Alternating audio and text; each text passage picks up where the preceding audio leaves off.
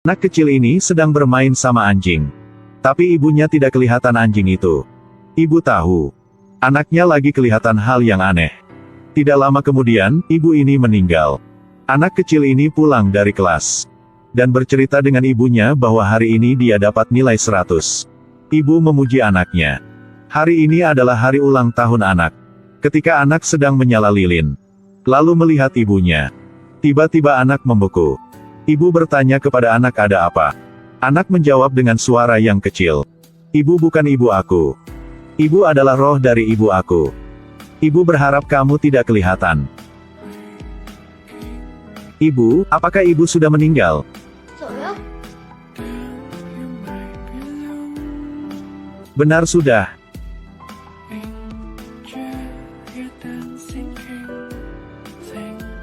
Mata si ibu ini jadi kosong. Ibu mau melihat anaknya dewasa. Tapi mungkin kali ini tidak bisa lagi. Untuk ibu tidak mengkhawatirkan. Anak ini berusaha untuk mengontrol emosinya. Tapi air matanya masih jatuh. Ibu bilang sama anak bahwa malam hari ini akan dingin. Jadi harus memakai selendang. Dan jangan melihat mata roh lagi. Tapi anaknya menjawab. Maafkan aku, karena aku bisa melihat hal-hal yang aneh. Tapi karena mampu ini. 볼 수 있어?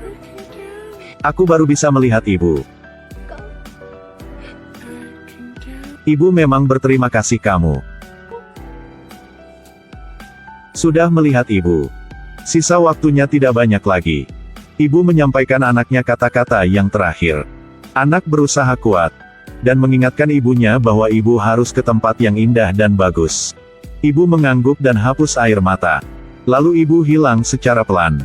Anak tidak bisa bertahan lagi. Ibu.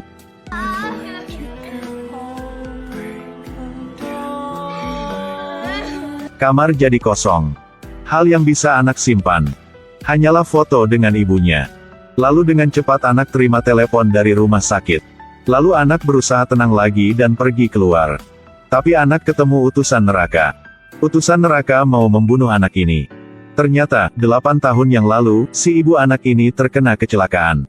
Saat itu, ibu anak ini sudah tidak ada di dunia ini. Tapi Goblin Kim Sin melihat permintaan dari ibu ini. Kim Sin sama sekali belum pernah mencampur tangan ke urusan orang lain. Tapi dia menemukan ibu ini sedang hamil. Jadi Kim Sin sudah menyelamatkan ibu ini. Tunggu sampai utusan neraka tiba. Mereka sudah tidak ada di sini lagi. Anak sekarang tidak ada bantuan dari siapapun. Tiba-tiba ada sebuah suara yang keras.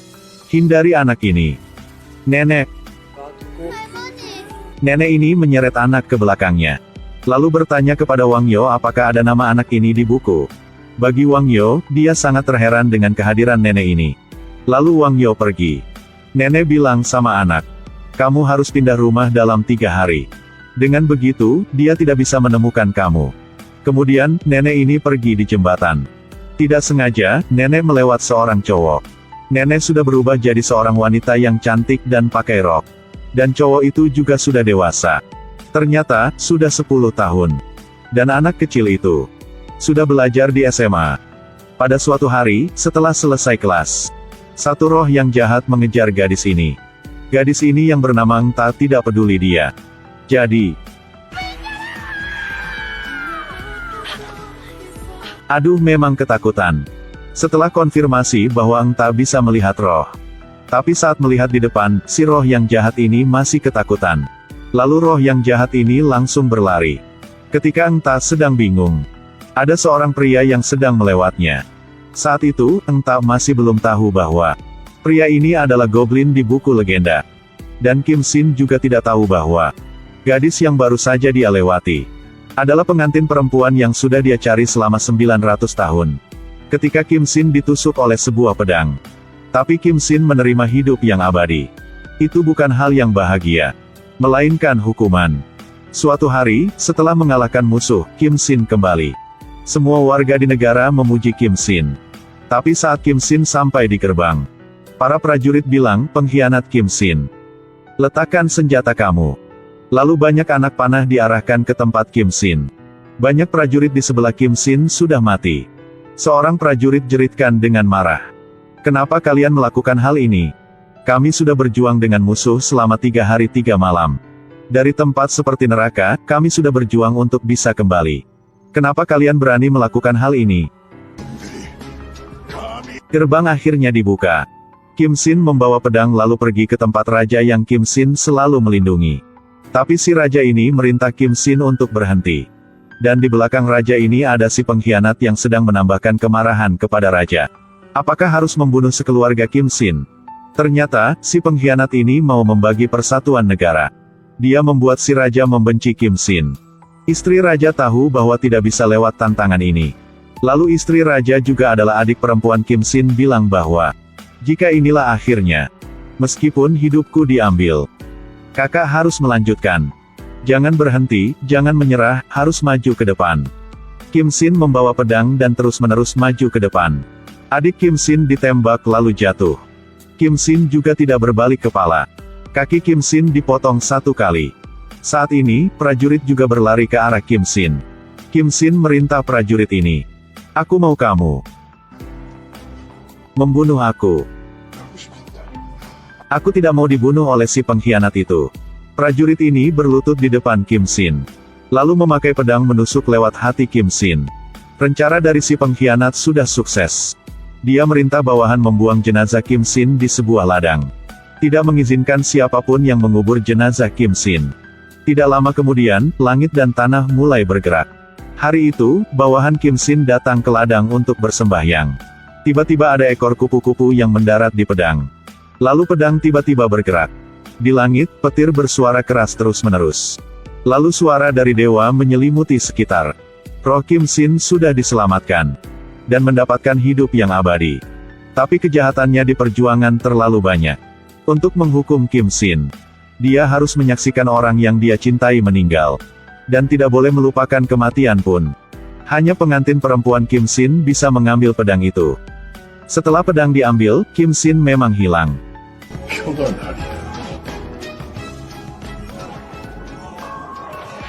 900 tahun kemudian, seorang anak dilahirkan. Di luar jendela ada sekelompok roh. Mulut mereka mengulangi.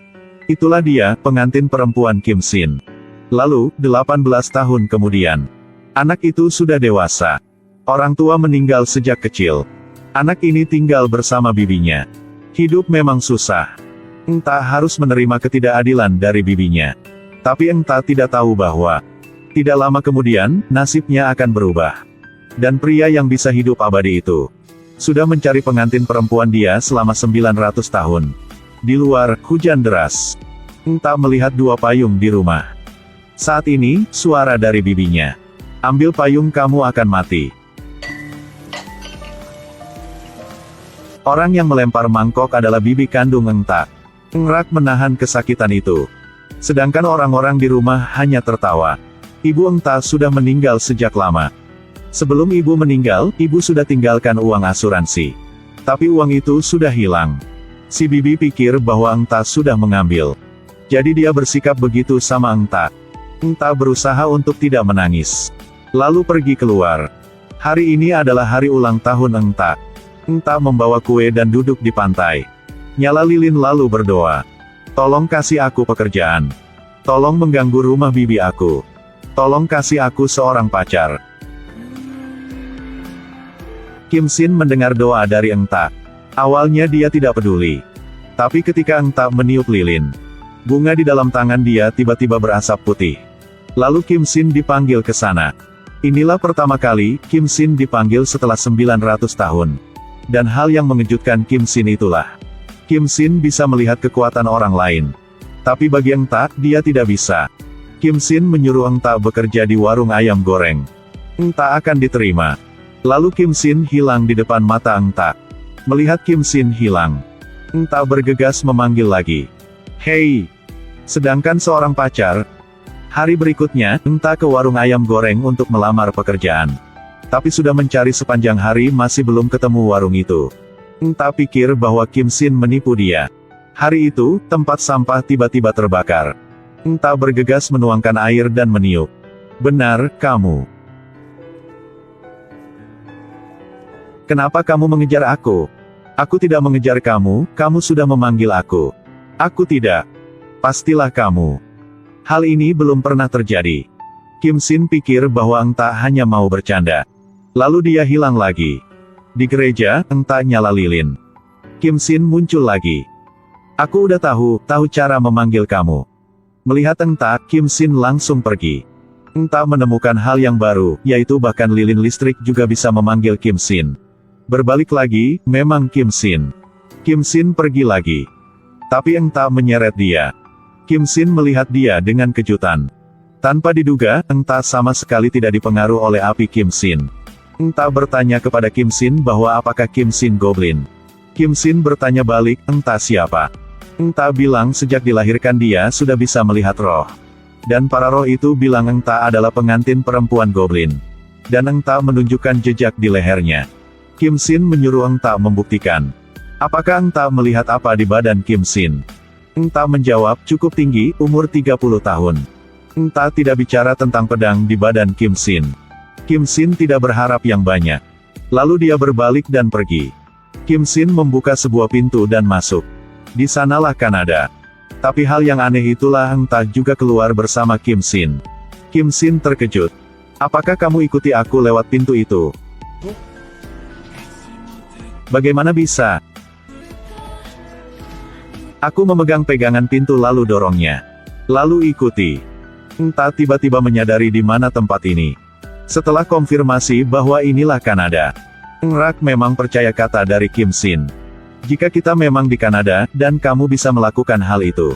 Aku sudah memutuskan. Apa maksudnya, aku sudah memutuskan?